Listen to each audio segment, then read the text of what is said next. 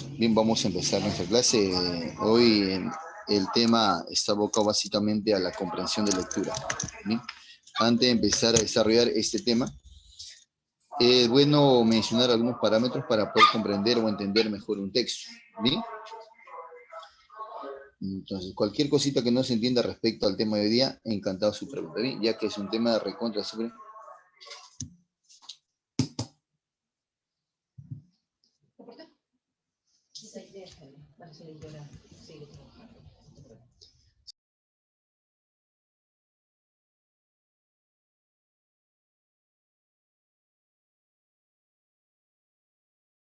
Bien, como les comentaba, a hablar de la comprensión lectora, amigos, es hablar de un tema que siempre viene en diferentes universidades. Por lo tanto, va a ser de suma importancia entender cabalmente, pues,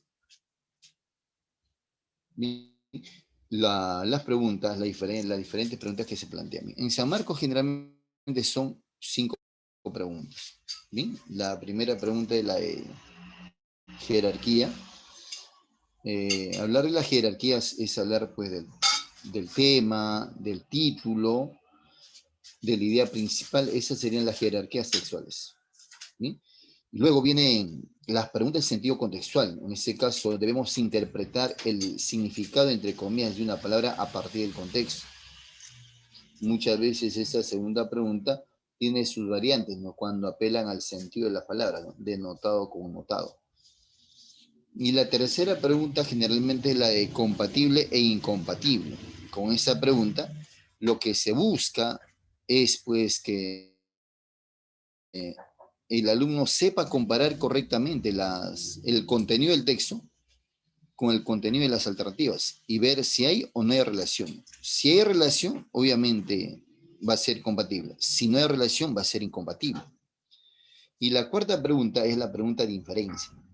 Esa pregunta mide la capacidad de mostrar la información que el autor no lo quiso plasmar de manera literal.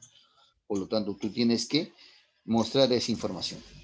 ¿Bien? Y la quinta pregunta es la quinta de extrapolación. La extrapolación, recuerda, consiste en sacar la información de un texto, llevarlo a otro polo y observar qué es lo que pasa en ese nuevo polo, cómo reacciona dicha información, de la misma manera como se presentó en la primera o varía. Entonces, en eso consiste, pues, la extrapolación. Entonces, son 5 preguntas que tiene, pues, por propósito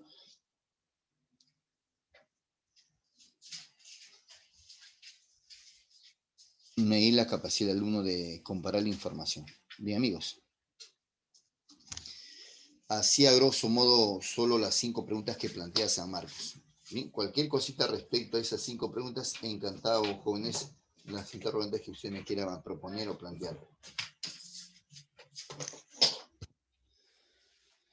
Ahora, dependiendo a qué universidad vayas, obviamente, pues también hay tipo de texto. Entonces, también de manera oral solamente. Recuerda que debo hacer N cosas en esta horita que tenemos. Y hay N temas que hablar sobre comprensión lectora.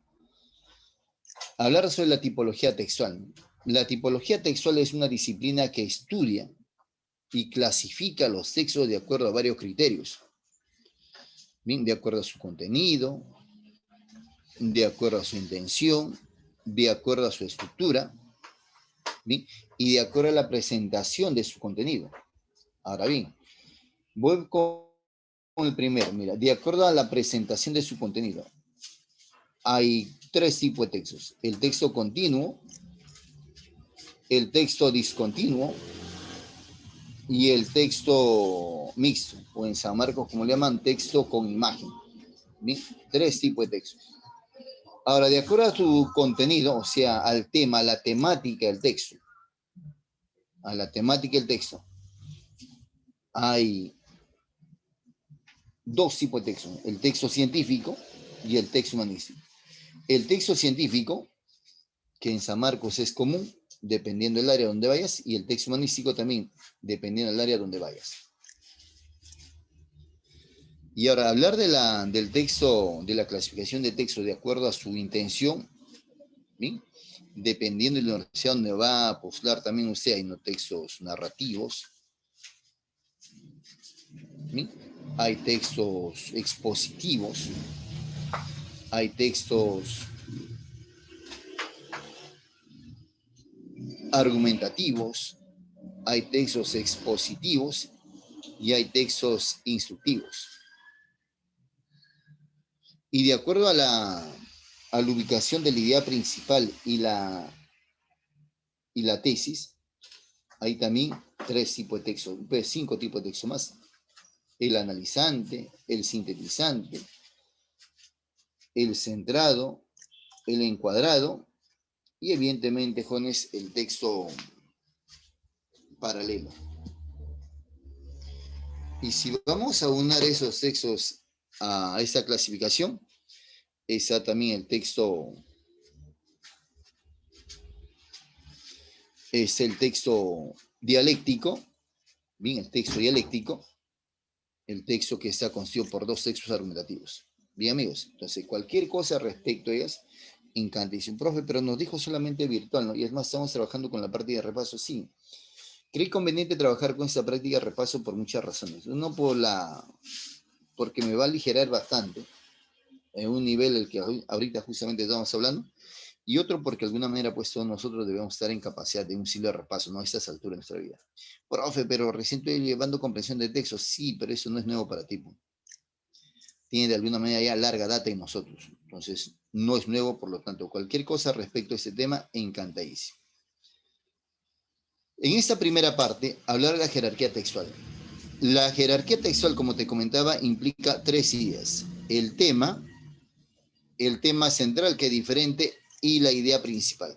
Son 3 conceptos completamente diferentes. El tema es el sujeto de quien se habla. En cambio, el tema central, que está vinculado mucho más al título, ¿bien? Lo que se dice centralmente en el texto, lo que se expresa centralmente en el texto. Repito, el tema central está asociado mucho más al título. Centralmente, ¿qué cosa se habla del tema?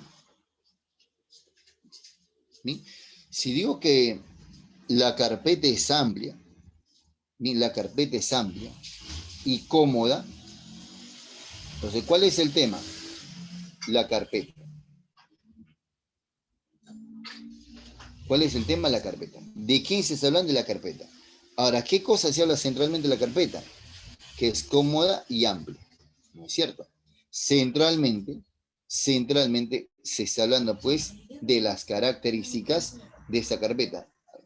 Fíjate que estoy mencionando el concepto característica al concepto de comodidad, ¿bien? Entonces, estoy generalizando, estoy puntualizando el concepto característica. Por lo tanto, esa sería pues la idea principal, perdón, el tema central, o en todo caso el título de ese pequeño texto. Profeta, ¿y cuál sería la intención o la idea principal de ese texto? ¿Bien? De esa única oración, de esa pequeña oración que usted acaba de plantear. Simple. Si me dicen que la carpeta es amplia y además es cómoda, y el concepto cómoda está asociado a su funcionalidad, ¿no es cierto? Pero esa funcionalidad va a depender de la característica de esta carpeta, entonces es por eso que estoy aunando el concepto comodidad al concepto característica. ¿Sí? Entonces, ¿cuál sería de todas maneras, profeta, la idea principal de ese texto entonces? La idea principal sería, ¿no?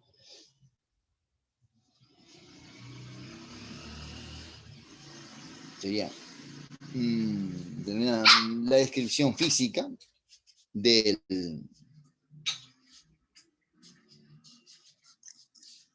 la carpeta. Chiquitito en texto. Un texto es un conjunto de enunciados que giran en torno a un tema central. Al respecto, debo hacer una acotación.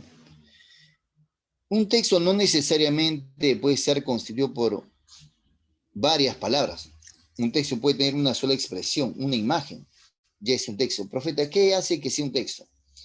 Va a ser considerado texto cuando haya una intención comunicativa o tiene carga semántica. Si tiene carga semántica y hay intención comunicativa, y es un texto. ¿Sí? Por lo tanto, para ser considerado texto, no necesariamente debe tener pues varias palabras, varios párrafos, un párrafo. Puede ser una sola expresión, si tiene carga semántica e intención comunicativa, obviamente que ya es considerado texto. Y te lo demuestro. Si le muestro una imagen, cualquier imagen, y a partir de esa imagen yo le elaboro preguntas, de hecho, si conoce la imagen, responderá, ¿no? Y si no conoce, va a tener que investigar un poco y a partir de ahí contestar las preguntas.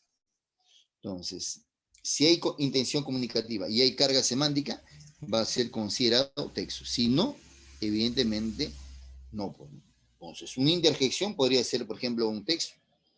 Si yo digo, por ejemplo, oh, ese oh, mira, OH, y además entre signo de exclamación, es un texto. Ahora, si yo le pregunto a alguien, ¿cuál es la intención del autor al expresar dicha expresión? Usted tendría que deducir o en todo caso conocer, ¿no es cierto? Ah, profesor, sorpresa. Oh, o quizá de alguien ya no, profe, asustar a alguien posiblemente, ¿no? Entonces en la alternativa va a aparecer una idea, ¿no? Obviamente no va a aparecer alguna alternativa totalmente absurda, pero es eso. Entonces un texto no necesariamente pues tiene varias palabras. Un texto puede tener una sola expresión, pero mientras haya intención comunicativa y tenga carga semántica ya es considerado texto. Entonces en nuestro caso, ¿no? Estoy hablando en ese caso del ámbito predice, ¿no? Un texto es un conjunto de enunciados que gira en torno a un tema central o un tema, noción clave que sirve para elegir la idea principal. Esto es el pensamiento sobresaliente de la figura cognitiva del texto.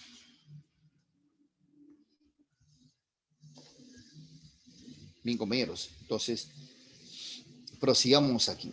Por fin se ascendió mi cámara, pensé que nunca no se iba a hacer.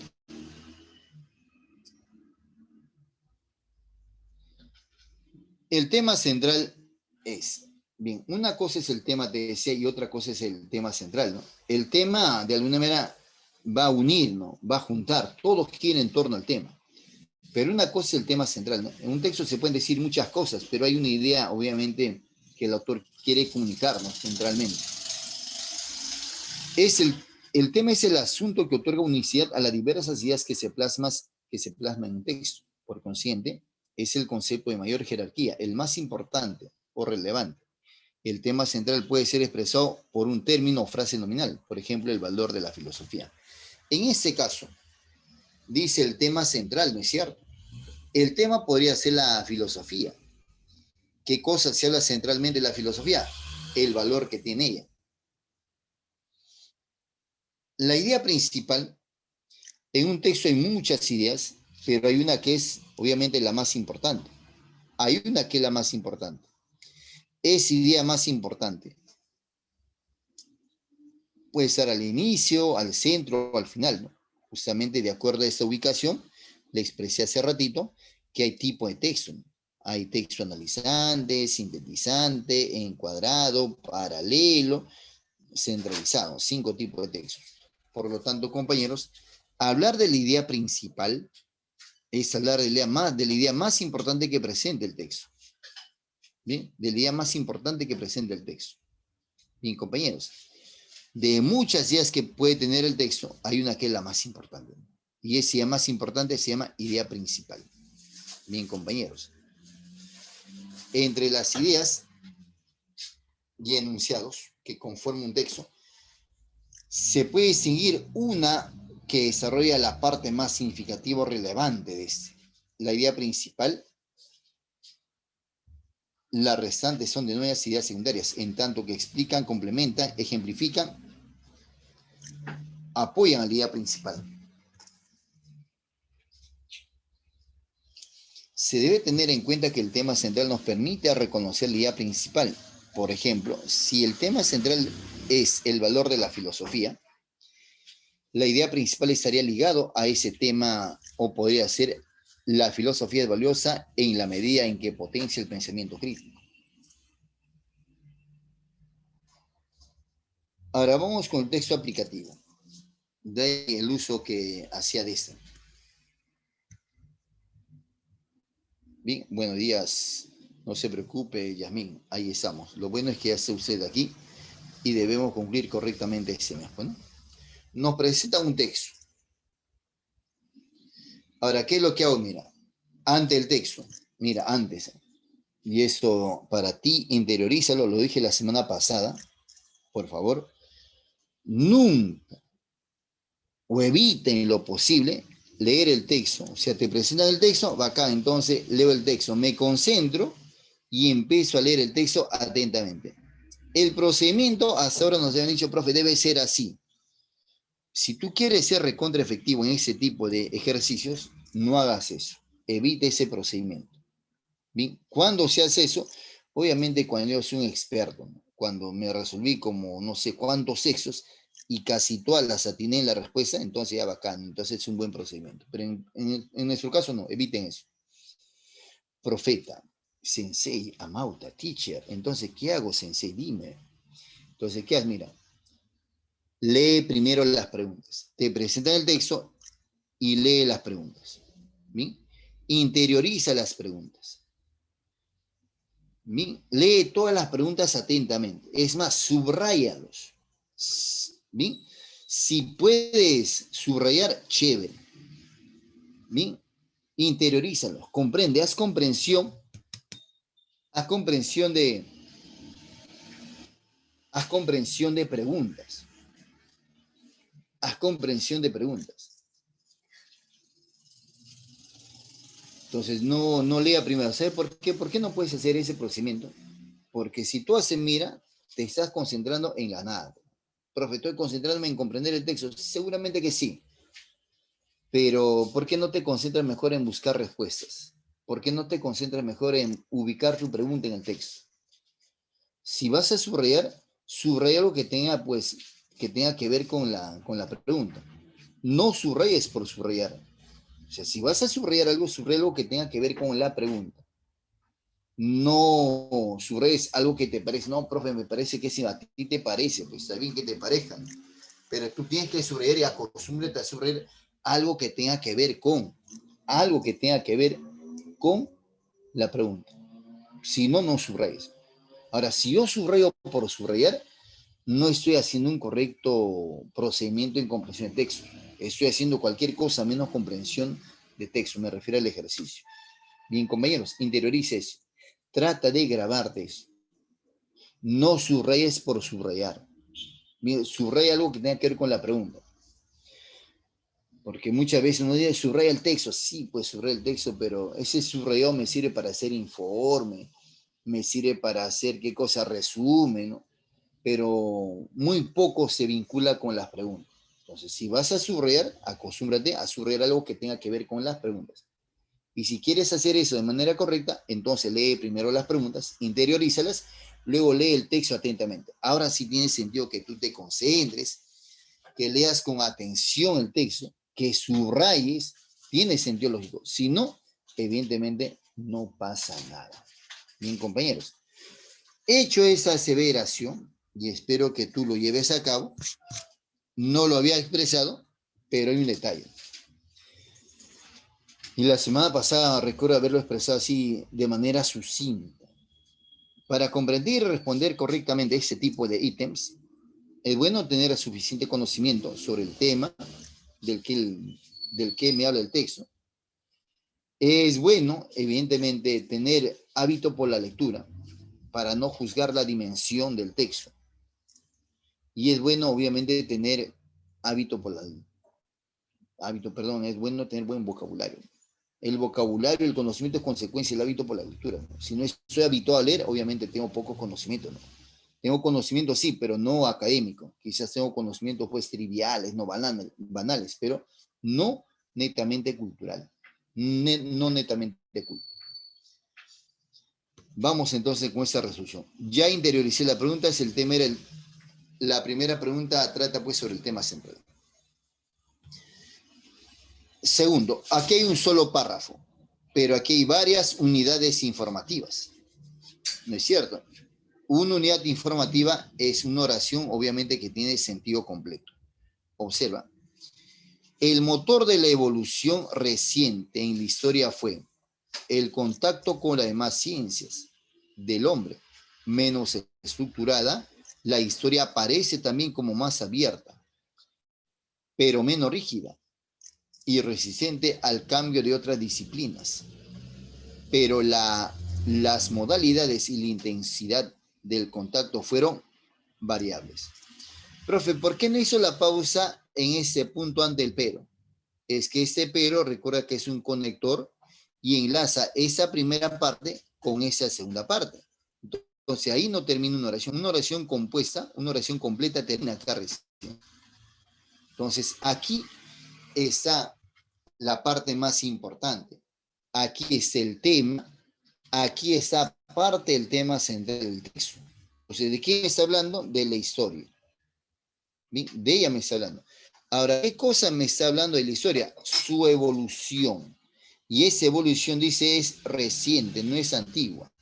Por lo tanto, compañerito, compañerita, ya tengo el tema de la historia, ya tengo evidentemente la evolución de la historia, que es actual. Repito, estoy analizando el texto. ¿Qué implica analizar el texto? Es hacer pedacitos, leer donde termina una idea completa. Hay un pero, un conector adversativo, ahí no termina el idea. Donde hay un punto y aparte, punto y seguido, pero ahí ya termina una idea, bacán. Esa es una oración completa. O sea, aquí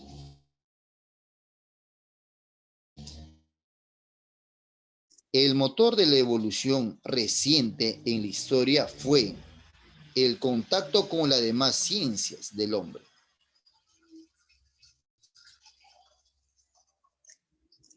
Menos estructurada, la historia aparece también como más abierta, menos rígida y resistente al cambio con otras disciplinas. O sea, la historia evoluciona gracias al desarrollo de otras disciplinas. O sea que la historia empieza a copiar, mira, elementos, partes de otras disciplinas.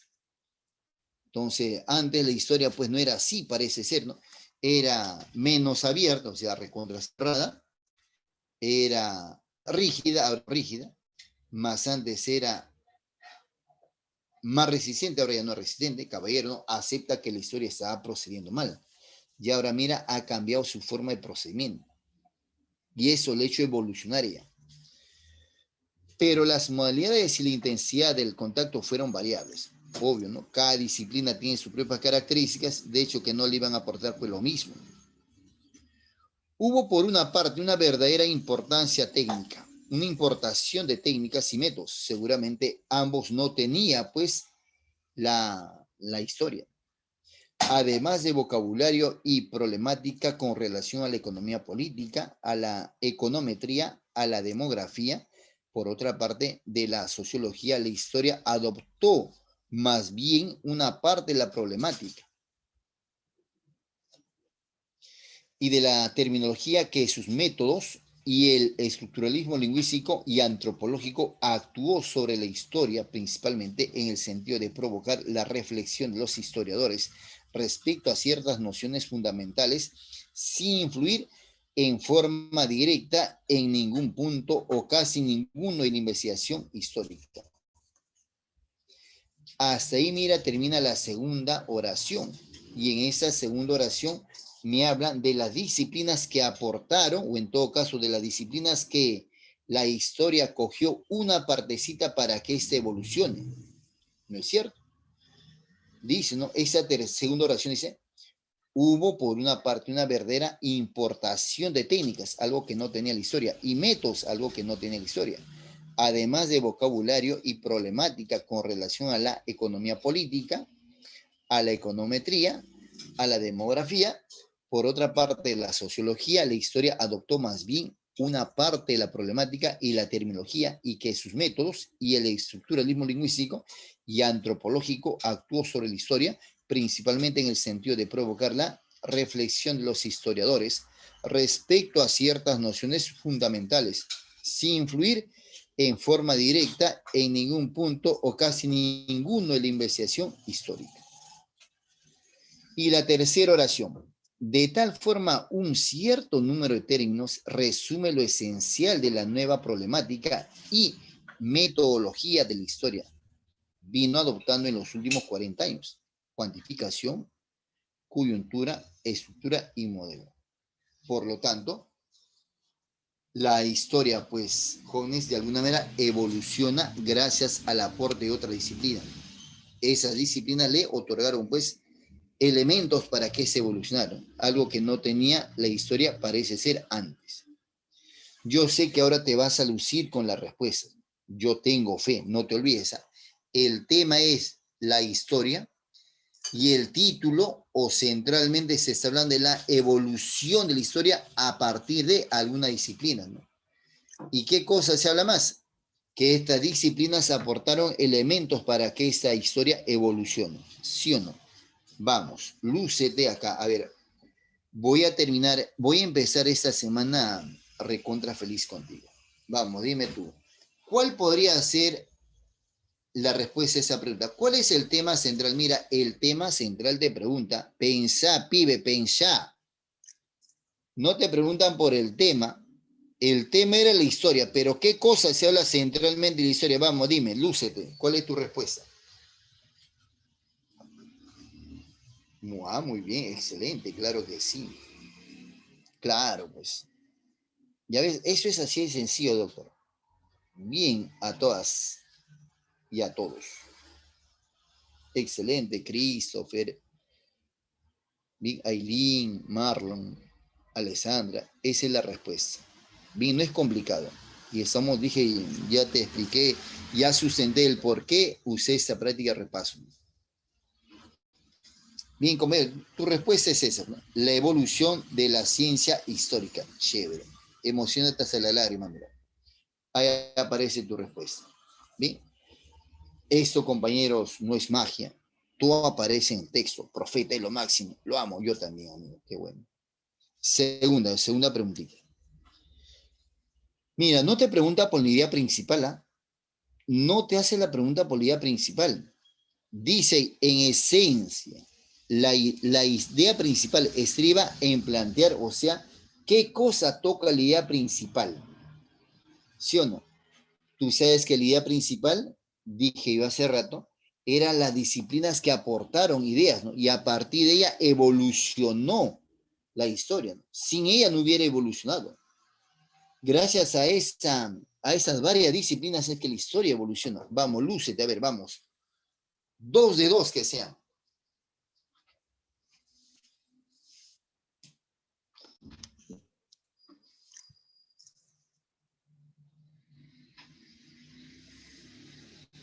¿Qué te habla? Si no te habla de la evolución, si no.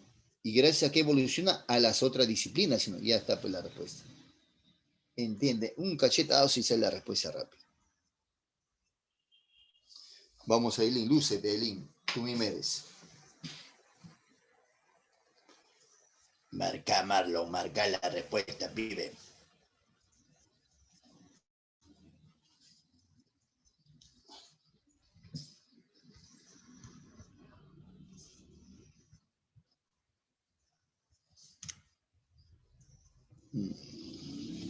Gracias.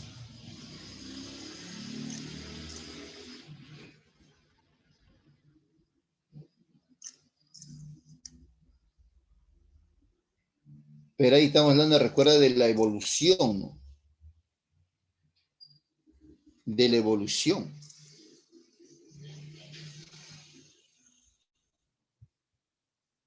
Bien. A ver, mira. Se habla de la historia, su evolución, pero ella no siempre fue así, ¿no? Siempre fue cerrada, restringida, ¿no? Y evoluciona gracias a que evidentemente empieza a aperturarse al apoyo de otra disciplina, ¿no? Hay dos posibles respuestas, mira, la A y la D. Una de ellas obviamente la respuesta, el otro es el distractor, ¿no? El distractor justamente es eso, ¿no? Distraer la atención del alumno y hacer que marquen obviamente ese distractor. Y ustedes me han marcado la respuesta, pero algunos han marcado el distractor también.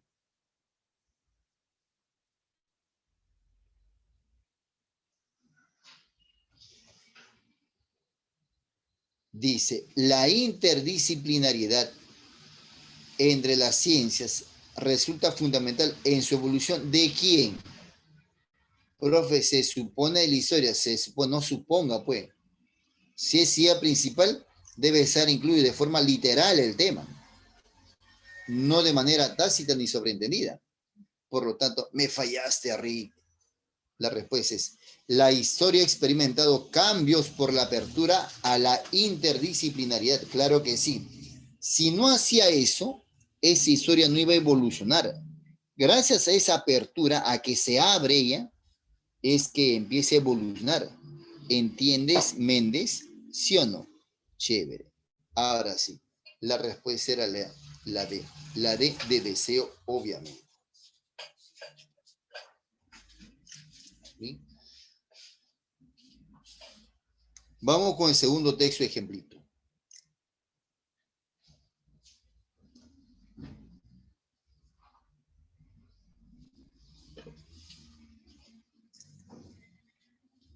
¿Qué hago? Leo primero las preguntas, siempre. Determina el tema central del texto. No me preguntan por el tema, me preguntan por el tema central. Acá. Ya leí todas las oraciones, todas las preguntas. Ahora sí, pues, evidentemente, leo con atención, subrayo, hago N cositas para comprender mejor ese texto. Luis Licea, investigador español que trabaja en la Universidad de Stanford, es uno de los científicos que trata de comprender las bases biológicas del sueño. ¿Eh? Como usted observará, habla pues de la investigación del sueño, hecho por Licea. A lo largo de su carrera, ha descubierto hormonas como la hipocreatina, clave para mantener alerta, además de identificar las neuronas que preparan al cerebro para conciliar el sueño. Está explicando, y en esa segunda oración parece ser que el sueño tiene pues bases químicas, ¿no? Porque dice, no, la hipocreatina, clave para mantener alerta, además de identificar las neuronas que preparan al cerebro para conciliar el sueño. A partir de estos conocimientos, ha sido posible diseñar fármacos mucho más específicos que los medicamentos actuales, que apagan todo el cerebro y producen más efectos secundarios para ayudar de forma inofensiva, inofensiva, a las personas con problemas de insomnio. Por lo tanto, ese texto que tiene 3 párrafos, en esa primera unidad informativa, en ese primer párrafo hay 3 unidades informativas. Y cada unidad informativa, obviamente, habla de la investigación acerca del sueño. Y parece ser que el sueño, pues, tiene una estructura química, ¿no es cierto? Y gracias a esa investigación es que se ha encontrado, pues, algunas sustancias, algunos medicamentos para sopesar o ayudar a las personas que sufren, pues, de insomnio.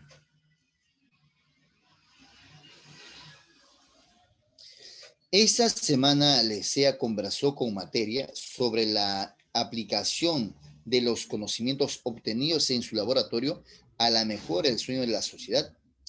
Afirmó, entre otras cosas, que si es de noche, pero estás estresado, lo mejor sería no ir a dormir, ya que el cerebro constantemente toma decisiones en torno a los beneficios para nuestro organismo.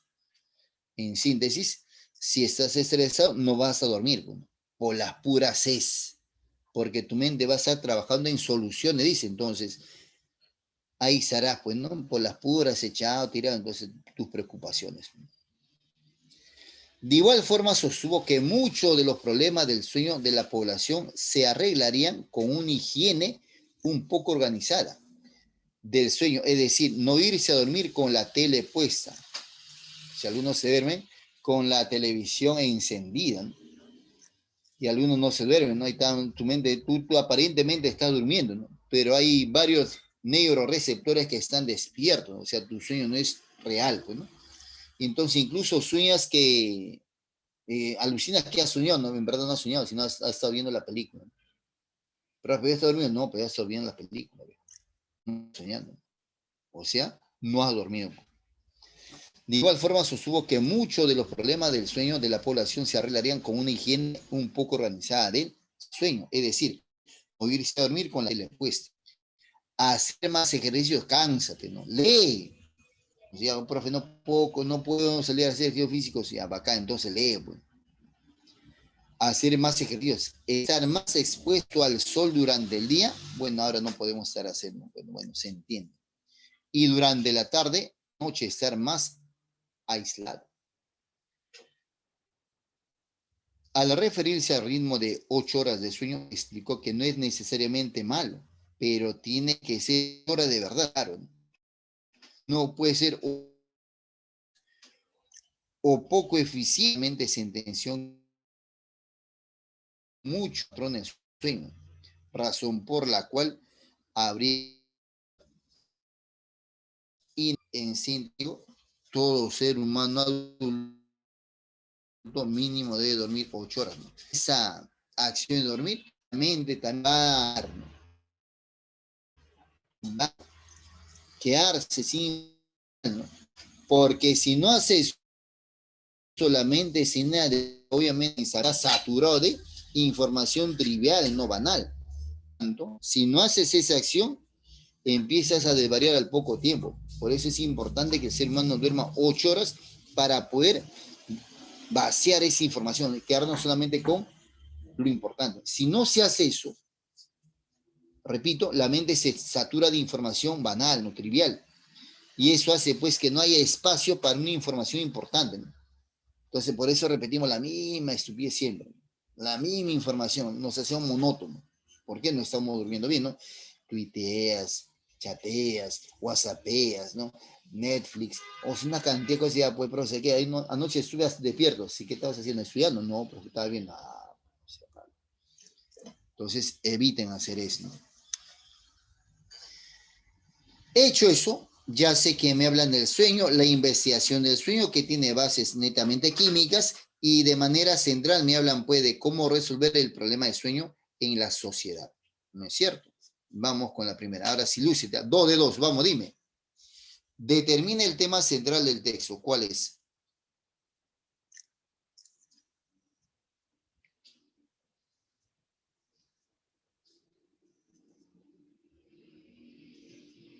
No te leo, tampoco te escucho. Sabemos que el tema es el sueño, pero ¿qué cosa se habla del sueño? Centralmente, ya, muy bien, claro que sí, doctor, claro que sí, doctora, lo máximo.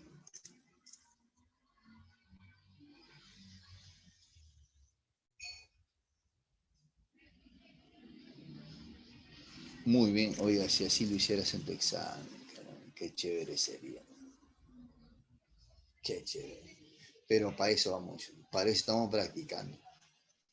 Muy bien, insisto, bien, ahora sí puedo decir, ¿no? Es una mañana soleada. Muy bien, claro que sí. Excelente. Ya ves, simple, ¿no? El profeta es lo máximo, pues. A Luis de acá. Ahora, no te pregunta, mira, la respuesta está en el segundo párrafo. El investigador Luis Lecea pone relieve en el segundo párrafo la solución que él plantea del por qué la gente no duerme tanto.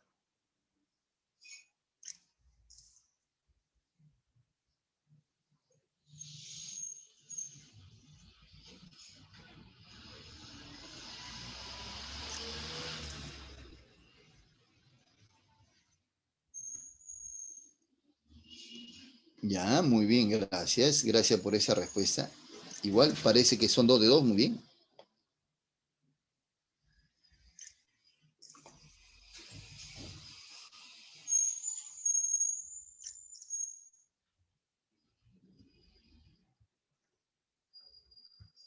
Muy bien, excelente, jóvenes. Ahí está tu super respuesta. Bien, excelente, muy bien. Profeta 2 de 2. Bien, muchachos, bien. De verdad que muy bien. 2 de 2. Entonces, el tema central y la idea principal se han paseado, lo han hecho bien. Ahora es cuestión de práctica, ¿no? Obviamente. Bien, Eso es auxiliar. ¿Eh? Voy a dejar de pasar de esto. ¿Bien? Para pasar a la otra diapositiva. Dije que iba a usar solo las PPT de repaso. Y luego termino eso y pasamos con esta práctica. ¿Se ve eso, señorita Aileen, sí o no? ¿Se ve la diapositiva, sí o no? Señorita Aileen, Sí se del ve, centro. profesor. Excelente, muy amable. Gracias, compañera Miriam, muy amable. Estoy usando esta diapositiva muy bien, señorita Aileen, gracias. Se agradece, señorita Sabri. Gracias, Sabri. Es la segunda pregunta que te decía. El sentido contextual. Hablar de sentido contextual, compañerito, compañerita, es hablar de la segunda pregunta que generalmente plantea San Marcos. Esta pregunta mide la capacidad de otorgarle o asignarle un sinónimo o un significado, entre comillas, a una palabra que esté en el texto. En este caso, la palabra que está resaltada en el texto está siendo usada en sentido, obviamente, connotado o denotado, ¿no? Y usted tiene que darle un significado, pero que se adecue al contexto, o sea, que se adecue a la oración en que se ubica ese término. Entonces, escucha, dice la pregunta, aún está verde para postular a la UNI. Y dice, el sentido verde, ¿cuál sería el sentido contextual de verde? O sea, ¿qué cosa quisieron decir con verde? Color, nuevo, experimentado, inmaduro. ¿Cuál podría ser la respuesta?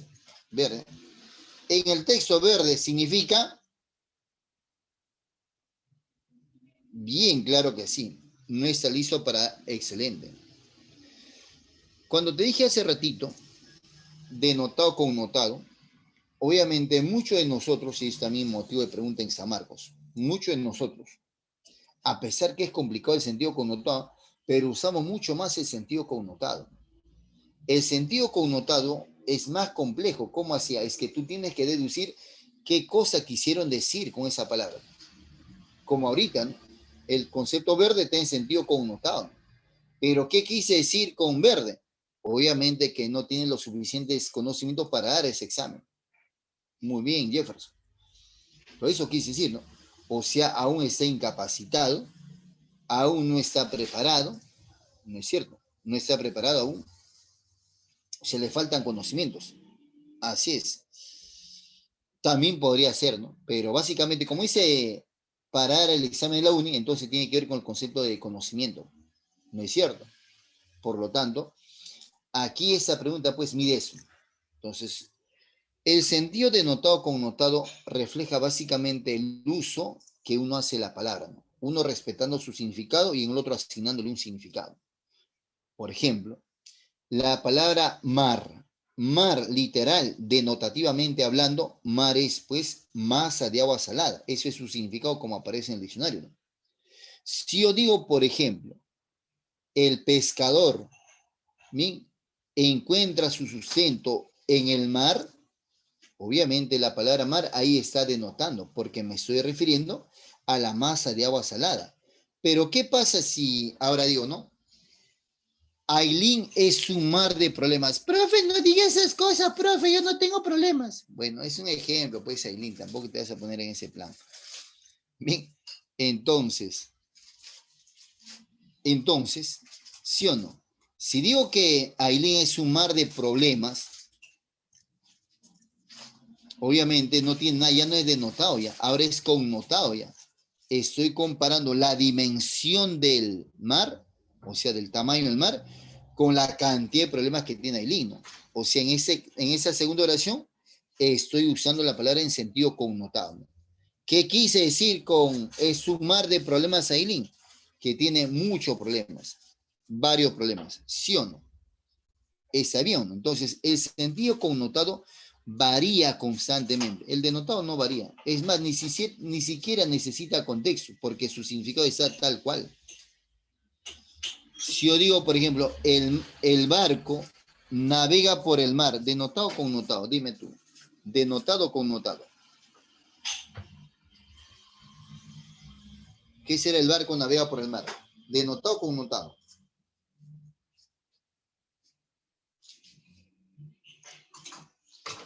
Así es, muy bien, Jefferson. Te agradezco. Gracias, Aileen.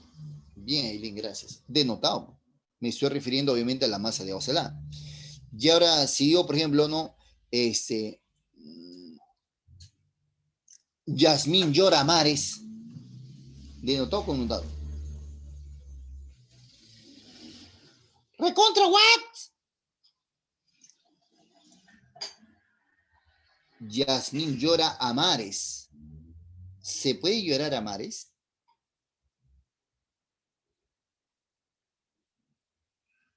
A ver, estoy usando la palabra denotado o connotado. Denotado o connotado es. Ahora es connotado, señor. Es connotado. Así es, Aileen, es connotado. Profe, ¿qué quise decir lloraba a mares? O sea, su pena es intensa. Eso quise decir. Entonces, el denotado no varía, amigos.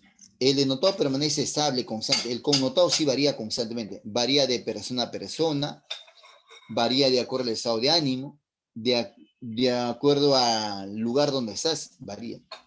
Entonces, compañeros, esa variante de pregunta en el sentido contextual tienes que saber bien, ¿no? ¿Cuándo es denotado, cuándo es connotado? Y por último, mira, corazón. Voy a usar la palabra corazón. Corazón. Ahorita.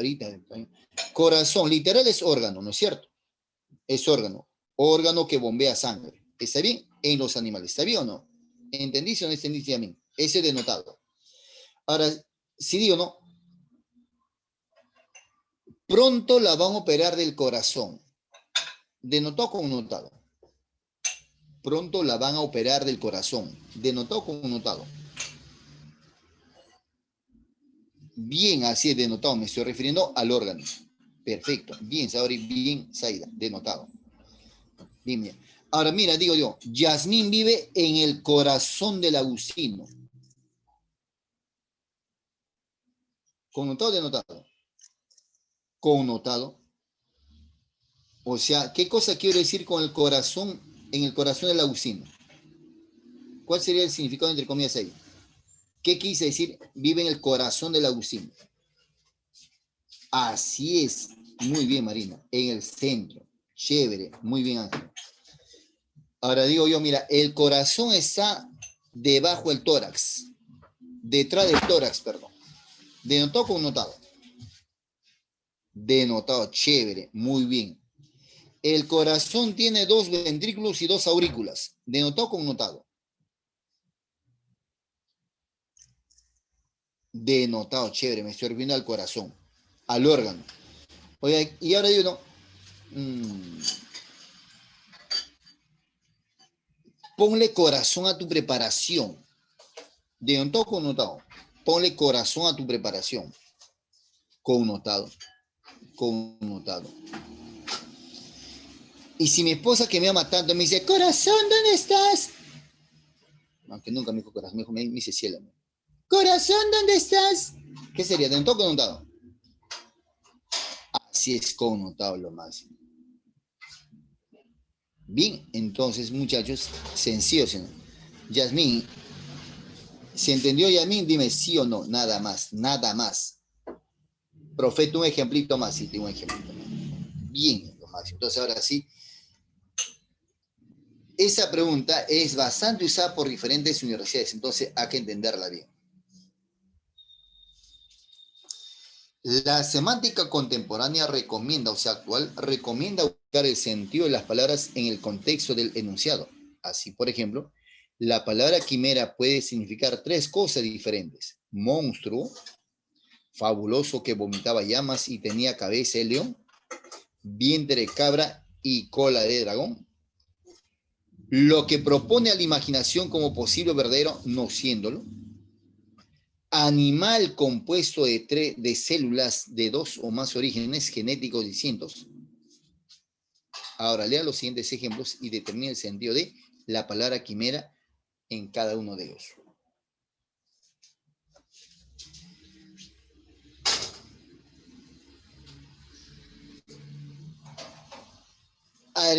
Para la primera oración, ¿cuál de los significados tú le asignarías? ¿La primera o la segunda? La quimera de una sociedad plenamente igualitaria ha sido el sueño de los socialistas libertarios. Obviamente, pues es una quimera, ¿no? Es una fantasía, una ficción, un sueño, una utopía. ¿Sí, no? ¿Cuál sería? Pues la primera, la segunda o la tercera. ¿Sí, no? La respuesta ahí tendría que ser la 2, ¿no? Así como dijo la B, la 2. Las quimeras se producen al fusionarse dos embriones de muy corta edad, según los biólogos. Oiga, ¿para él cuál sería? ¿Primero o el tercero? Contexto biológico, ¿no? Biológico. Así es, muy bien. Obviamente esa sería la tercera. Excelente, muy bien. Sería está insoportable. No das opción a nadie. Muy bien, vale. Excelente, esa sería la respuesta. Ahora, para todos ustedes, compañeros del ciclo veranista, díganme, en todos esos casos, ¿denotativo o connotativo? ¿Hemos usado la palabra de manera denotativa o connotativa? ¿Bien? ¿De qué hemos hablado? ¿Denotativo o connotativo? En todos esos casos.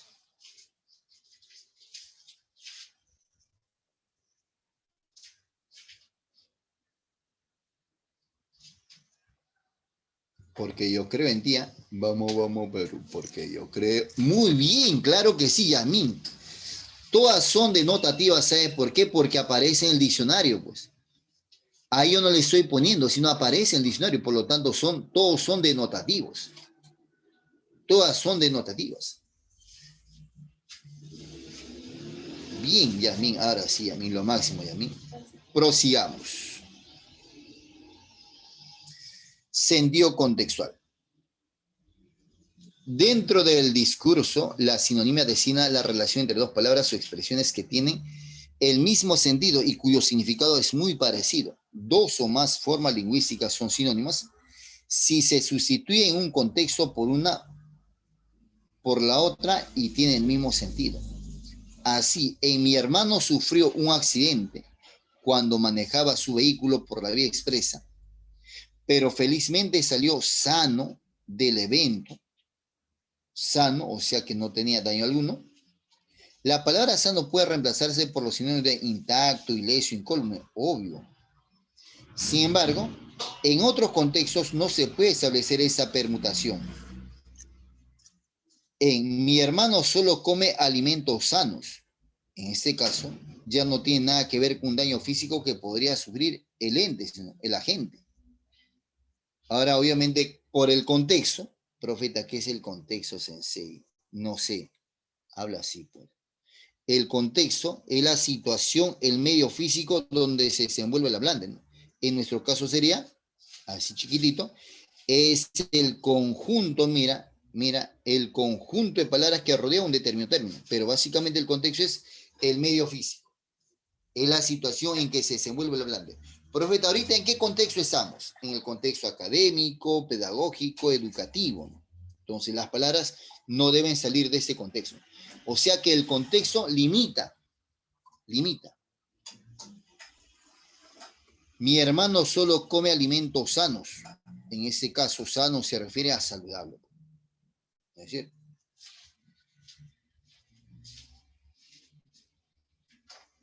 Tiene sus variantes esa pregunta. La antonimia contextual. Oiga, esa pregunta de antonimia contextual te hacen en la uni y en la agraria, la antonimia contextual.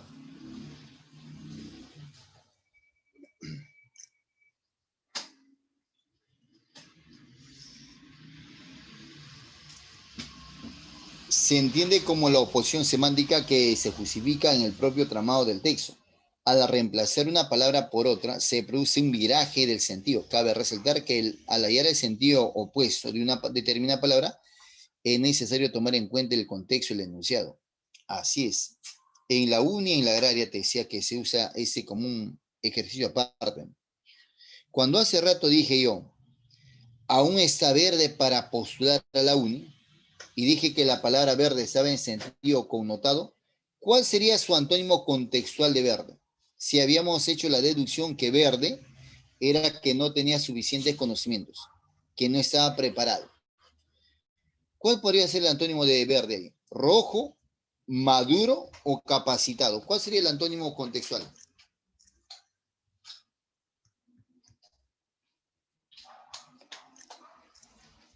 Así es, claro, porque dice va a postular a la uni, ¿no? Entonces se refiere obviamente a conocimientos.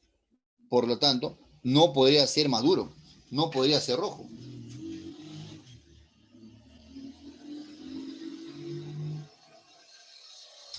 Bien, así es, su antónimo contextual sería capacitado. Algo parecido vamos a hacer acá también. Tenemos que respetar el contexto. Al reemplazar una palabra por otra se produce un viraje del sentido. Cabe resaltar que hallar el sentido opuesto de una determinada palabra es necesario tomar en cuenta el contexto del enunciado. En los siguientes enunciados propongo un antónimo para la palabra en negrita. Reconstruye la oración cambiando lo necesario para que tenga sentido. Porque eres disciplinado debes acatar las órdenes que te dan. Acatar. Incluso acá podría formar nada más un antónimo morfológico. Le agrego solo desacatar, porque simplemente es orden. Es hacer caso, observar.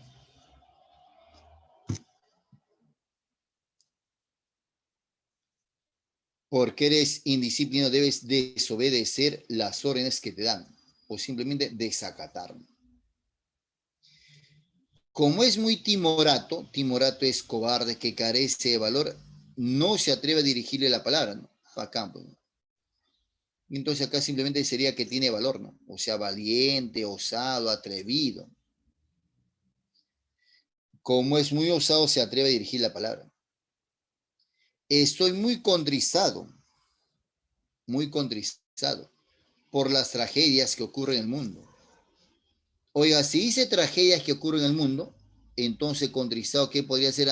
Triste, cabizbajo, meditabundo, apenado, nostálgico. ¿Y cuál podría ser su antónimo? Alegre, feliz, contento, jocoso. Estoy muy eufórico por las tragedias que ocurren en el mundo. Solo estoy respetando el contexto. Los países africanos son muy pobres y sus habitantes viven en la inopia. Inopia es pobreza, pobreza extrema. Si son países africanos y son muy pobres y sus habitantes viven en la inopia, aunque va a ser un poco contradictorio, sería pues aquí no la abundancia, la plétora.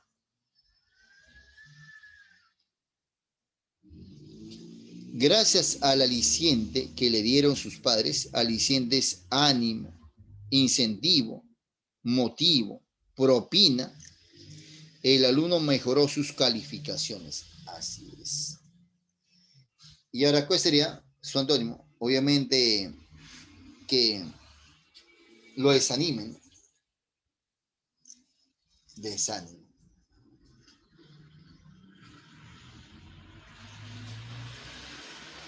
Sentido, significado denotativo y significado connotativo.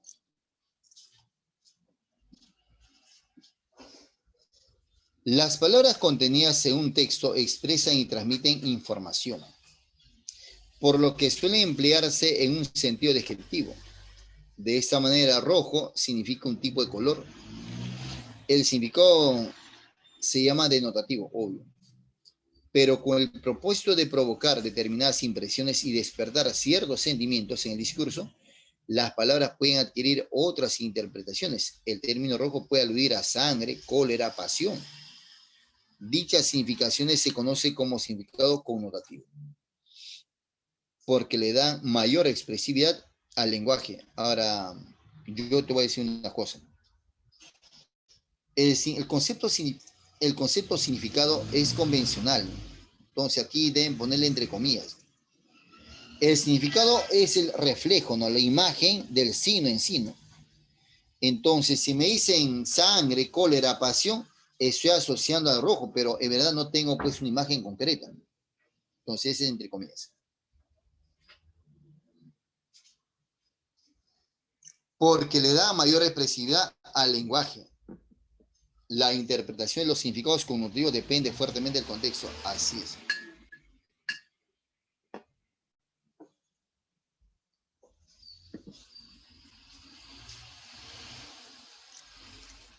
Analice los siguientes enunciados y determine la interpretación connotativa de los términos resaltados en negrita.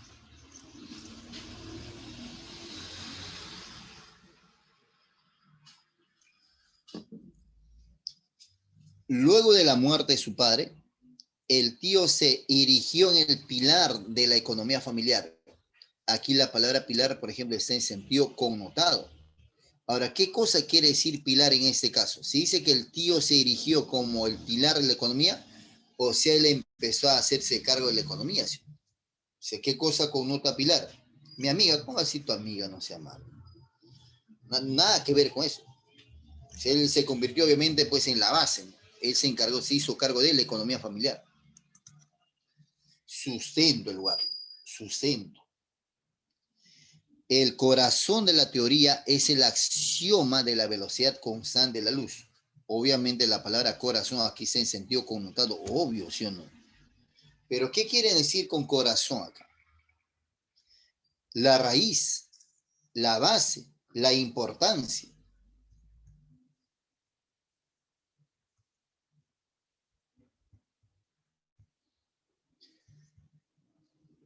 Bien, dice, el corazón de la teoría es el axioma, la parte importante, el centro, la base sobre la velocidad.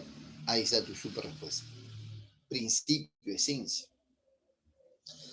Tras la pérdida de su trabajo, el obrero se encuentra en el umbral de la pobreza. Obvio, ¿no? Umbral literal es que es en la parte alta. Pero acá no se encuentra, no tiene nada que ver con eso. Sentido connotado. Obviamente es en lo más bajo, casi extremo. Sus últimos años fueron toda una odisea. Oiga, literal, odisea es obviamente donde hay muchas aventuras.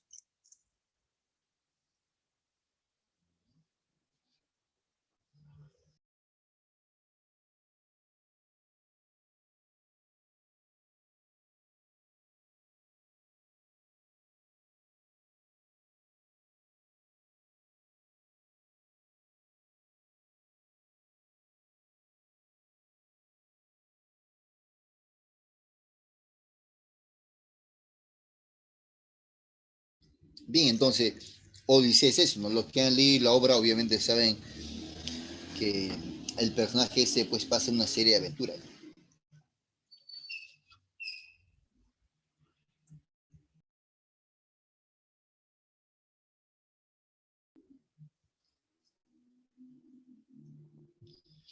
Vivencias complicadas, ¿no? Desventuras. El blindaje de los gobiernistas fue muy efectivo. El ministro no fue censurado. Parece que describiera nuestra realidad tal cual. Apoyo interesado. Hasta ahí, mira, esa pregunta de sentido contextual. Bien, si hubiera alguna pregunta, encantadísimo, sobre el tema de sentido denotativo connotativo o en todo caso sobre la pregunta. Sí, todo bien, vamos bien. Ahora vamos a la parte práctica. Pero antes, mira, compatible e incompatible. Te decía hace ratito yo, una proposición va a ser compatible si se vincula con el tema. Si afirma o reafirma lo que dice el texto y va a ser considerado incompatible si niega lo que se afirma en el texto o se aparta totalmente del tema. En esos casos es considerado compatible o incompatible. Esa pregunta yo lo vinculo mucho más con la coherencia. Entonces acá lo que tienen que hacer es comparar. Una idea compatible es aquella que guarda consistencia con lo expresado en el texto. Se determina la compatibilidad de una idea cuando un enunciado corresponde con lo afirmado en el texto. Recuerda, joven señorita, Si es compatible, debe afirmar o reafirmar lo que dice el texto. ¿Se entiende, Méndez? Y si es incompatible, va a negar lo que dice el texto. Va a negar a todo el texto, o sea, la idea principal, o alguna parte del texto. O en todo caso, cuando se aparta totalmente el tema. Ahí es incompatible o incoherente. Por otro lado, un enunciado es incompatible con el texto si constituye una negación directa o indirecta de algún enunciado del texto o de una consecuencia que se infiera válidamente de él. Téngase en cuenta que un enunciado no es incompatible con el texto por el mero hecho de no aparecer en él o que exprese un contenido simplemente diferente. El grado fuerte de la incompatibilidad es la negación de la idea central. Así es, en síntesis, lo incompatible, joven señorita, es cuando niega lo que dice el texto.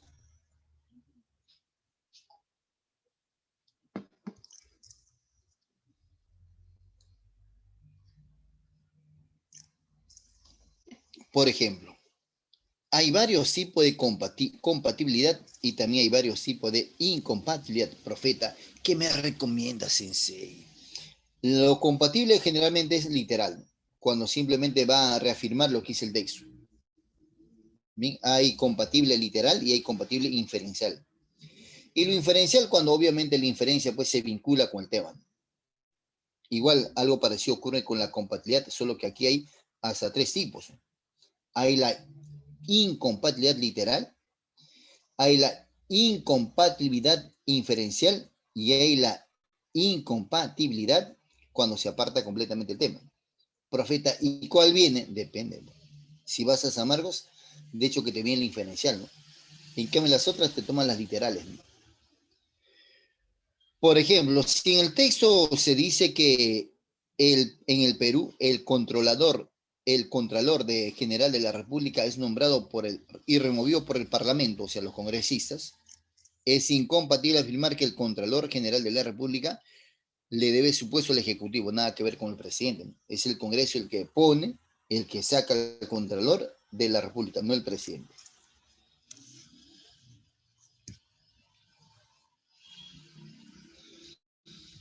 Se niega un enunciado que se infiere el texto.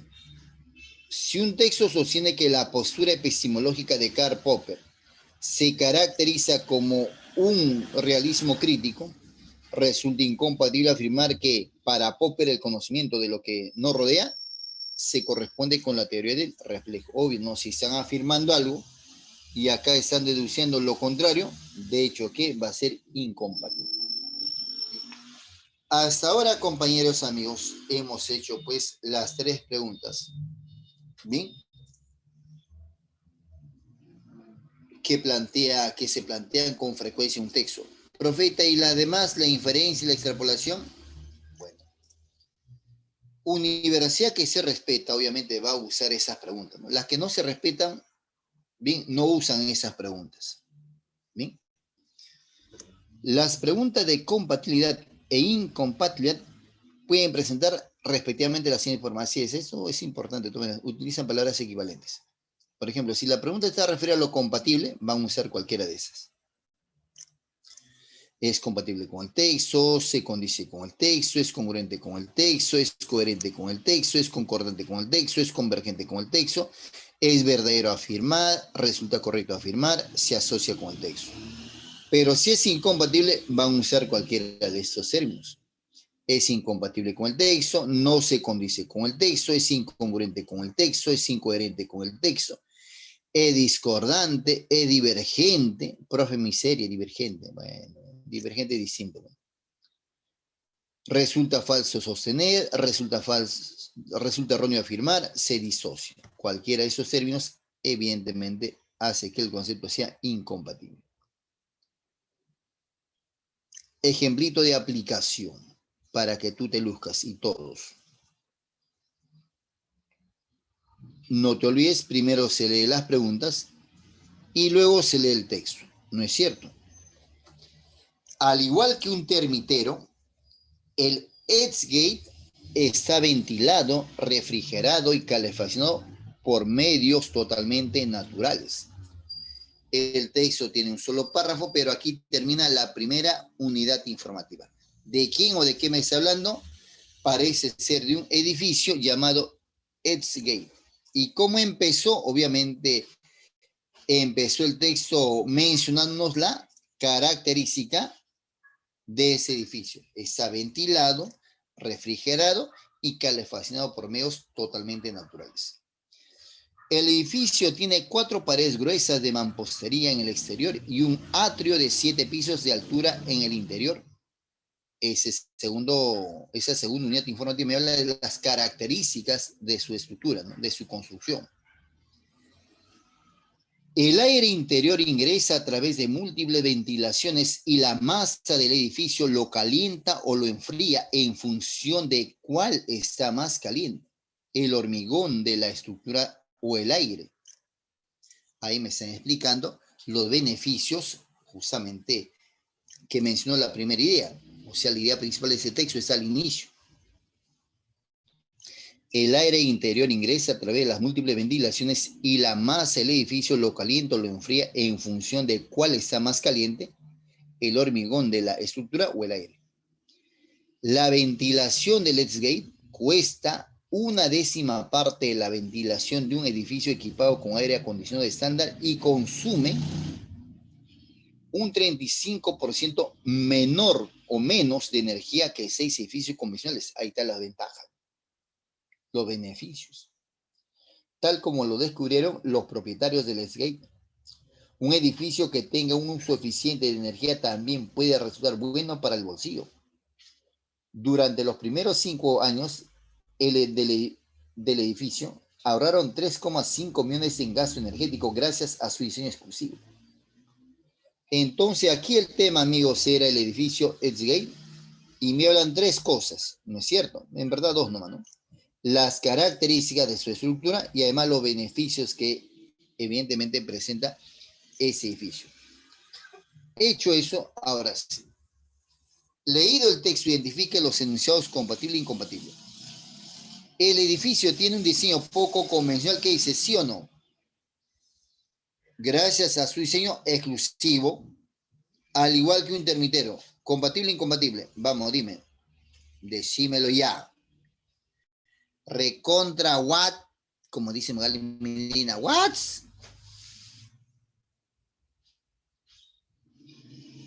Gracias a su diseño exclusivo, al igual que un termitero, el edificio tiene un diseño poco convencional. Sí, eso es compatible. Es compatible. Es compatible. Socialmente, este edificio está diseñado solo para billonarios recontra super hiper falsa como tú. Observarás, en ningún momento se habló de clases sociales, ni quién o quiénes podrían habitarlo. Simplemente se habla de su estructura y los beneficios que esta causa. Por lo tanto, esa proposición 4 está siendo totalmente incoherente. ¿Sí? Totalmente incoherente. Se está apartando del tema central. Incompatible. ¿Permite una interesante comparación con el tormentero? Aquí está. ¿Compatible o incompatible? ¡Hable! Así es compatible. Muy bien, Yasmín. Lo máximo, Yasmín.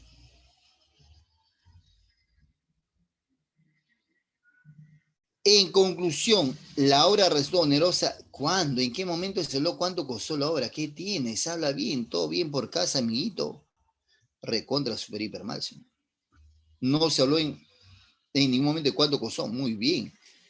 Jefferson, Yasmín, Saori, Alessandra, excelente, muy bien. Si así lo hicieron el examen, qué chévere ese. Mi mascota.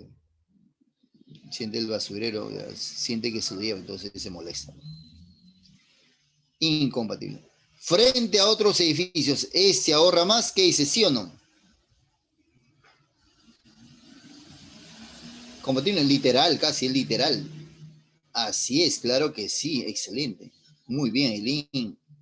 Muy bien, Yasmín. Compatible, es casi literal, es compatible. ¿El hormigón del edificio es siempre más caliente que el aire? aquí en la tercera oración está esa respuesta. El aire exterior ingresa a través de múltiples ventilaciones y la masa del edificio lo calienta o lo enfría en función de cuál está más caliente, el hormigón de la estructura o el aire.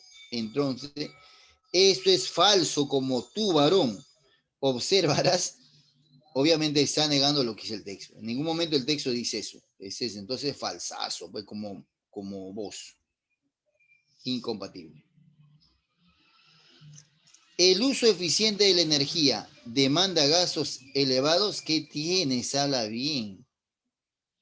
Acá dice más bien que aún han ahorrado bastante plata. A los dueños les ha generado tanta ganancia. Entonces, esa proposición también es falsa. Esa proposición es falsa. Muy bien, Jefferson. La exclusividad del diseño se pierde en el primer lustro. ¿Qué tienes? Eso tiene que ver con la última oración. Nada que ver.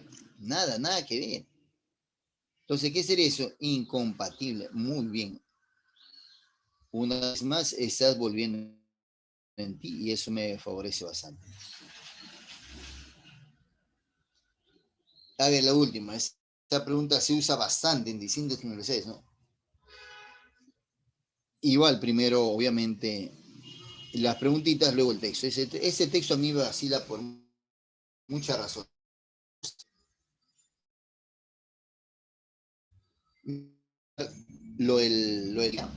La apología de Sócrates pertenece al periodo socrático del pensamiento de Platón, que el pensamiento vivo es Sócrates y se detiene en la vida de este gran hombre, el enfrentamiento final contra la sociedad ateniense con el fin de insuflarse la búsqueda de la virtud. En la apología se trata de poner de relieve la sabiduría humana, que usa en un hermoso oxímoron, llamaría docta ignorancia. De hecho, los primeros en torno a Sócrates. En la apología en particular, Platón presenta una versión de la célebre defensa que Sócrates de sí mismo, en el funesto juicio al que sometieron los atenienses. La sentencia y la muerte de Sócrates dejaron una huella indeleble en el espíritu del joven Platón. Según su juicio, severo, riguroso, implacable, la democracia ateniense fue responsable de tan nefasto magnicidio. Ese suceso desvió la acerba opinión de Platón contra la democracia, lo que Karl Popper lo condujo a idear una ucronía totalitaria. En este caso nos hablan pues de Platón, parte de su escrito, de Platón opina sobre la democracia, no está de acuerdo con que sucedió en democracia, ¿no? Que algunas autoridades atenienses juzgaron y justicia. Pareció eso pues algunos políticos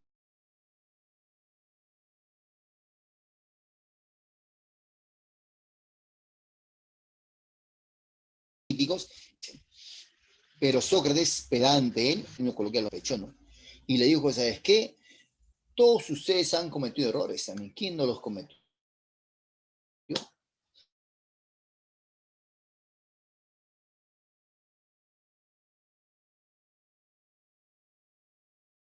Saben, dijo, así como algunos ¿no? A causa del llanto de mis hijos y de mi esposa. Pero no lo voy a hacer. Sé que ustedes son muy sensibles, son coherentes, entonces no van a juzgar de mal pues el haber hecho que salgan en libertad de los jóvenes. No he hecho nada malo, simplemente le dije que sean libres. Y eso que tiene, además estamos en democracia. Pero obviamente la sociedad ateniense no quería eso, ¿no? Quería tener subyugados, dominados. Entonces eso le parecía un mal, es la actitud que estaba haciendo Sócrates. Bueno, pues entonces lo sentenciaron a que beba la cicuta. Y de eso, obviamente, eso se ganó Platón. Platón era mocoso, de chiquillo, pues, ¿no? Era su maestro, estaba siendo ajusticiado por algo injusto. Entonces Platón reniega de ese tipo de gobierno. Se supone que en democracia tienen libertad, ¿no? De hacer tal o cual cosa, pero no le permitieron. Por hacer tal cual cosa, juzgaron a Sócrates y lo sentenciaron a ver la cicuta. Entonces, él no reniega de la democracia en sí, sino reniega, pues, que los hombres, que en plena democracia, que hay muchas cosas que deben estar permitidas, obviamente legales, el hombre se valga de eso para, obviamente, traerse abajo, pues, a Sócrates. Ahora, ¿por qué? Lo que pasa actualmente, todos ustedes reniegan de la democracia, pues, tal vez, ¿no? Profe, ¿por qué hay tanto delincuente? ¿No? ¿Por qué no los apresan? No los meten preso. Estamos en democracia, ¿no? ¿Por qué no lo condenan a muerte? ¿No? Estamos en democracia. Por lo tanto, joven señorita, ese texto es chévere, por muchas razones, y he hecho solamente un pequeñísimo análisis, chiquitito, ¿no? Chiquitito. Por el título de su libro, se ve que Popper coincide con Platón. Falso, nada que ver. Platón opina sobre lo que escribió Platón, pero no coincide en eso. Entonces, eso es falso. El autor atribuye a Cusa una especie de estética contradicción. Claro que sí, ¿no? Sócrates, siendo un genio, se enfrenta a los mortales, ¿no? Digo, no, a los normales, ¿ya? Vamos a llamarle así. De hecho, que al enfrentarse con ellos, de hecho que no le iban a aceptar, ¿no? De hecho que iba a ser evidentemente sentenciado, pero aún así, por eso eso es compatible, compatible, muy bien. Para Sócrates como para Platón, sabiduría y virtud son inseparables, así es, ellos creían eso, ¿no? Y es por eso que cuando se enfrenta al juzgado, oye, ellos tienen sabiduría, se supone, pero no tienen virtud. Compatible. Muy bien, excelente.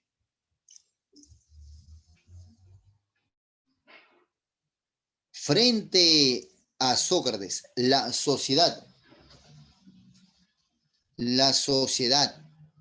ateniense optó por la legítima defensa. La sociedad ateniense, ¿no? Es que no era la sociedad, es que no era toda la sociedad, ¿no? Eran algunos. Así es, incompatible. Es claro que Platón preferiría cualquier totalitarismo a toda democracia. Eso es falso. Platón no generaliza, habla solo de un grupo de personas que estando en plena autoridad, en pleno gobierno democrático, se tomen esa licencia, ¿no? Aquí no lo corregía, es incompatible acá, yo le puse compatible, es incompatible, me faltó corregir acá. Karl Popper critica a Platón por la fallida apología que no, pues no. Platón no hizo la defensa de Sócrates en ningún momento. Falsazo, incompatible. La apología de Sócrates fue escrita por Sócrates y difundida por Platón. ¿Qué tiene? Sócrates, recuerden que Sócrates no escribió absolutamente nada. Sócrates solo hablaba, enseñaba nada más de manera oral, no escrita. Entonces, eso es. Dime, la apología de Sócrates fue escrita por... Falso, Sócrates no escribió nada. No escribió nada Sócrates. Bien, muy bien, la respuesta es esa, incompatible. Incompatible.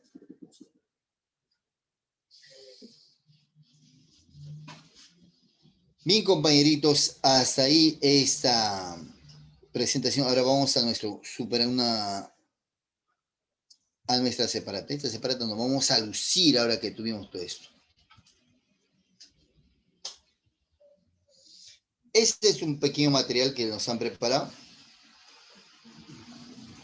No te olvides, primero se lee las preguntas. La afirmación que mejor refleja el contenido del texto es: de la respuesta de Euclides que dio a Rey Ptolomeo se concluye que el término materia se entiende como se deduce lo expuesto que el aporte de Euclides consistió en. ¿Cuáles de las afirmaciones es incompatible con lo vertido en el texto? Ya, bacán. O sea, el tema al final es Euclides. O sea, hasta leyendo las preguntas ya sabes el tema ya. Dice el primer texto, ¿eh? ¿Cuántos párrafos tiene este texto? 1, 2, 3, 4, 5 párrafos. Bueno, un chistecito. Muy poco se sabe acerca de la vida privada de Euclides. nació hacia el 325 a.C., no sabemos dónde y se desconoce dónde y cuándo murió.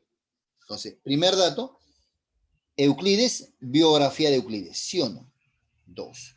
Su nombre está indisolublemente ligado a la geometría por haber escrito un texto sobre la materia, que desde ese entonces se ha convertido en el patrón clásico, aunque por supuesto con algunas modificaciones. Ha pasado por más de 1 millar de ediciones desde la invención de la imprenta y sin ninguna duda Euclides es el autor de libros de texto más exitoso de todos los tiempos. Él no lo sabe, obviamente, nunca lo supo. Y sin embargo, como matemático, la fama de Euclides no se debe a sus propias investigaciones. O sea, es un usurpador. Muy poco de los teoremas que hay en su libro le pertenecen. Lo que hizo Euclides y lo que consagró consistió en tomar todo el conocimiento matemático que se había acumulado hasta ese entonces y codificarlo en una obra, en una sola obra. Así lo desarrolló un punto de partida, un conjunto de axiomas y postulados que son admirables por su elegancia y brevedad. Además de la geometría, su texto ocupó de las razones y las proporciones y de los que ahora se conoce como teoría de los números. También hizo que la óptica pasara a formar parte de la geometría, al tratar a los rayos de luz como si fueran líneas. Una anécdota que se cuenta acerca de él se refiere al rey Ptolomeo, quien mientras estudiaba geometría, le preguntó a Euclides si no podía hacer que sus demostraciones fueran un poco más fáciles de seguir. Euclides le respondió de manera intransigente: para llegar a la geometría no hay un camino especial para los reyes, demonios, o sea, todo el mundo tiene que atenerse a las consecuencias. Dice la preguntita, la afirmación que mejor refleja el contenido del texto es, o sea, me está diciendo cuál es el mejor resumen de ese texto.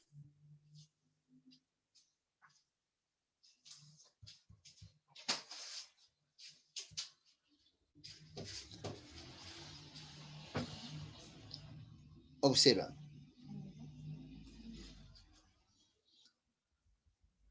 Oiga, el primer párrafo nos habla sobre su vida, biografía, ¿no es cierto? El segundo también, pero luego nos habla netamente de su aporte.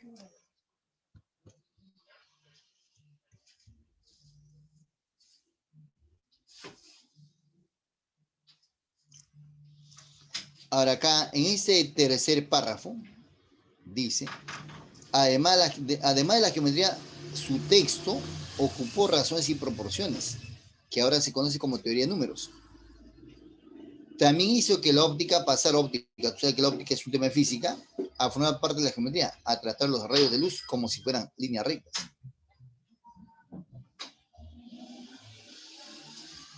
La afirmación que mejor refleja el contenido del texto es: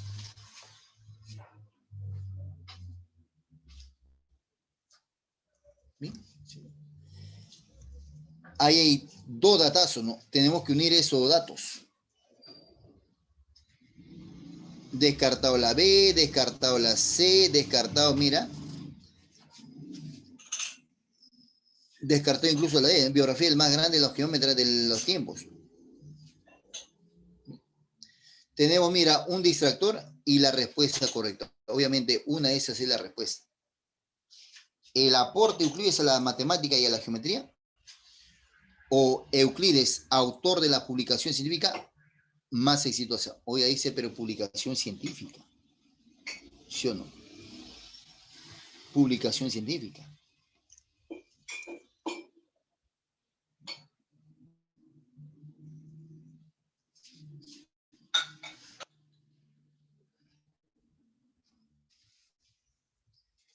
Publicación científica, dice. Así es la respuesta. Ahora, la hubiera estado bien bonita, pero dice científica. Y esa malora completamente toalla. La respuesta. Y le hacía yo la salvedad, ¿no? Ahí. Aporte Euclides a la matemática y a la geometría.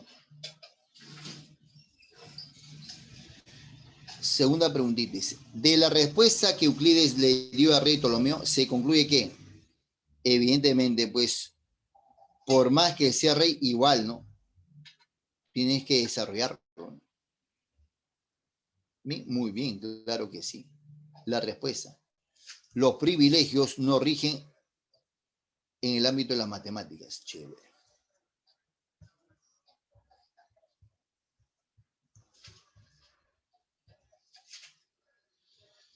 En el texto el término materia.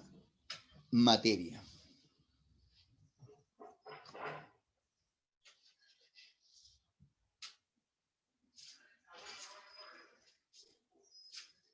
Oye, la geometría es una materia.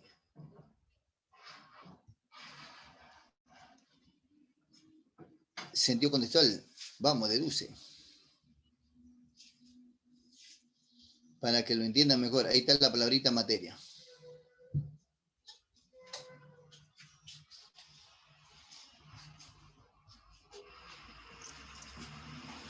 Su nombre está indisolublemente ligado a la geometría por haber escrito un texto sobre la materia. Desde ese entonces se ha convertido en el patrón clásico, aunque por supuesto con algunas modificaciones. Por lo tanto, la palabra materia en el texto tiene sentido de no vas a poner asociado a la química, pues palabra, no hay forma.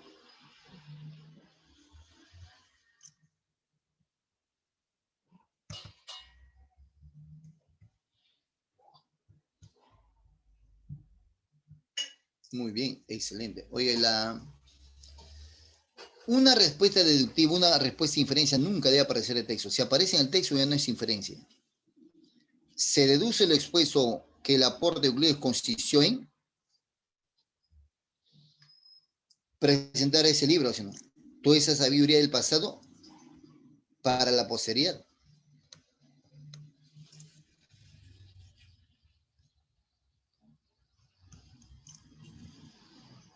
¿Cuál de las afirmaciones es incompatible con lo vertido en el texto? Incompatible. ¿De Euclides se conoce más su actividad académica que su vida privada? Sí, compatible. ¿La obra de Euclides contiene diversos temas de matemática? También compatible. ¿Las demostraciones hechas por Euclides no eran tan elementales?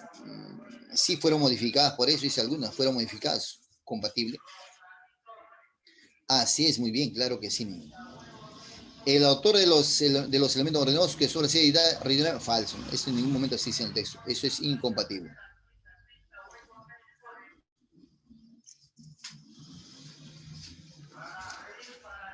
Texto 2.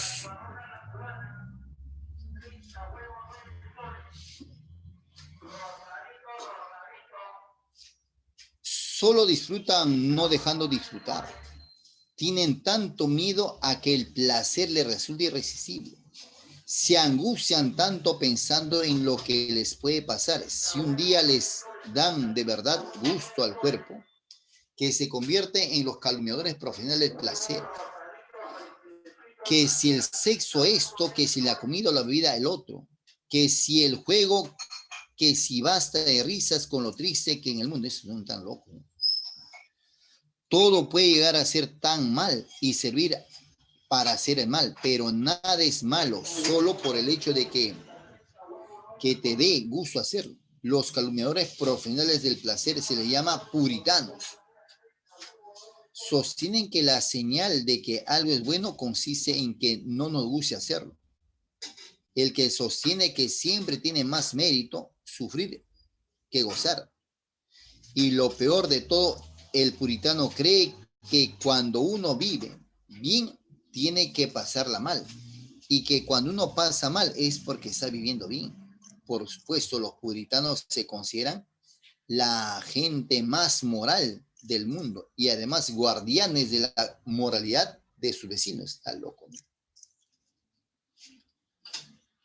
Como ya te habrá dado cuenta, pues el texto de los puritanos, ¿no? Y sus características. No quiero ser exagerado, aunque suelo serlo, pero es más decente y más moral el sinvergüenza corriente que el puritano oficial. La comparación. bien en el texto nos hablan sobre los puritanos y las características que estos tienen, ¿no? Su característica de él, ¿no es cierto? ¿Cuál es la contradicción?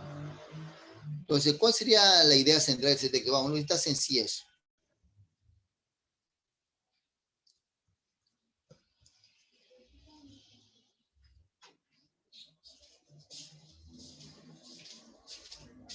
No, no, pues, es muy particular la respuesta de pues, Yasmín. No, muy particular, no solamente habla del placer, habla de todo en general. O sea, no son coherentes ellos. O sea, si estás haciendo bien, es porque algo estás haciendo mal. Si estás haciendo mal, es porque estás haciendo bien.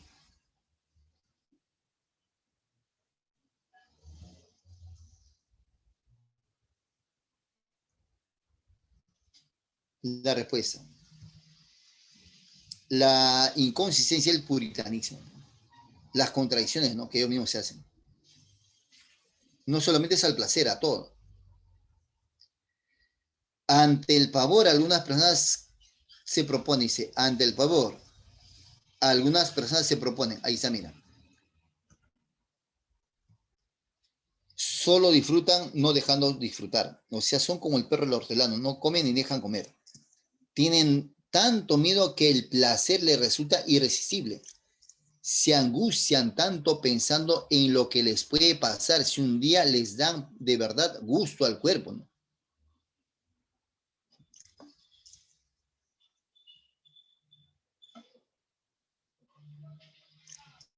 O sea, tiene miedo eso, ¿no? Les da pavor eso. Si algún día llegan a tener esa sensación, ¿no?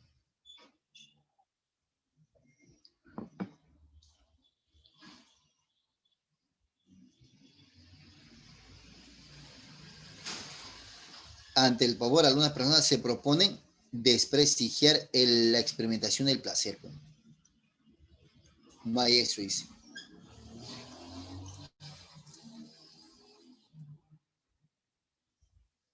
¿Qué concepto resultaría incompatible con el lógico de los puritanos? Para que marque tu respuesta, está acá, mira, acá está, en este segundo párrafo. Todo puede llegar a ser tan mal o servir para hacer el mal, ya esa es la respuesta. ¿Cuál es la respuesta? Incompatible. Incompatible.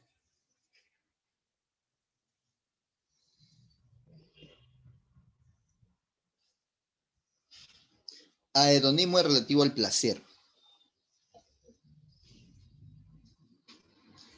La respuesta es, obviamente, no son nada optimistas. Todo le parece mal. Una conclusión a partir de los argumentos de lo argumentado por el autor es: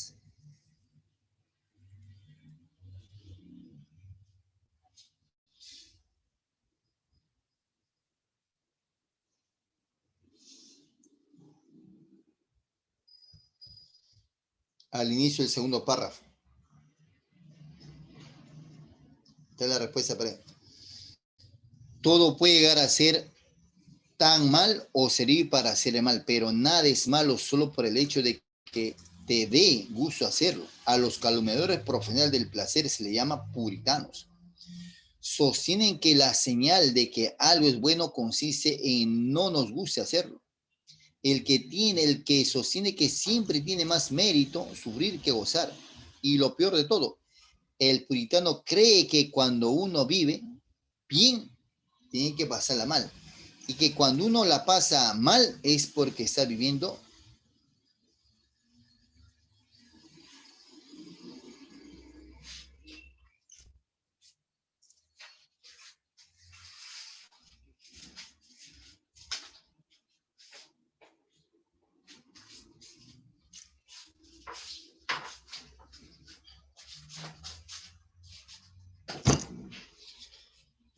Ahí está la respuesta entonces. Por supuesto, los puritanos se consideran la gente más moral del mundo.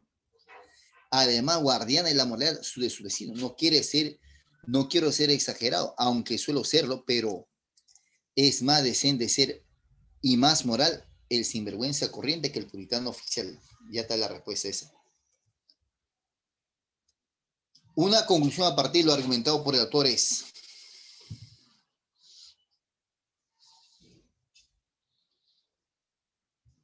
yo no estoy haciendo. El placer no determina la moralidad de una actividad. El hecho que todas estas cosas no es que seas inmoral o moral. Simplemente puedes hacerlo por el placer. Por el contexto, el término guardianes denota. Aquí dice esa partecita. Por supuesto, los puritanos se consideran la gente más moral del mundo y además guardianes de la moralidad de sus vecinos. O sea, guardan las normas, ¿no?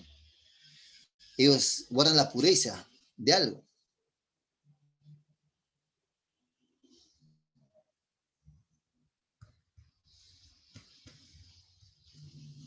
Así es, muy bien. Excelente, claro que sí. La respuesta es regulación. La regulación. Bien, ese texto, el textito 2, hay aquí al final para que apunten su respuesta, por favor. Ahí le voy a apuntar su respuesta para que en un momento cuando practiques lo ejecutes, ¿ya?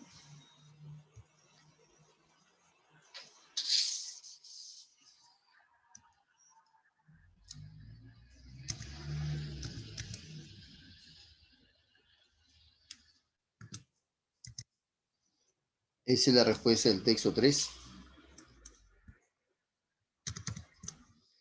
Y la respuesta del texto 2.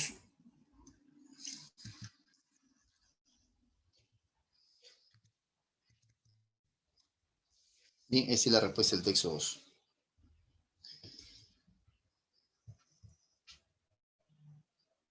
Bien, compañeros, un gusto haberlos acompañado hoy día. Cuídense bastante, sigan protegiéndose. Nos vemos la próxima semana, Dios mediante. Bien, compañera Miriam, un gusto, Miss. Nos vemos la próxima semana,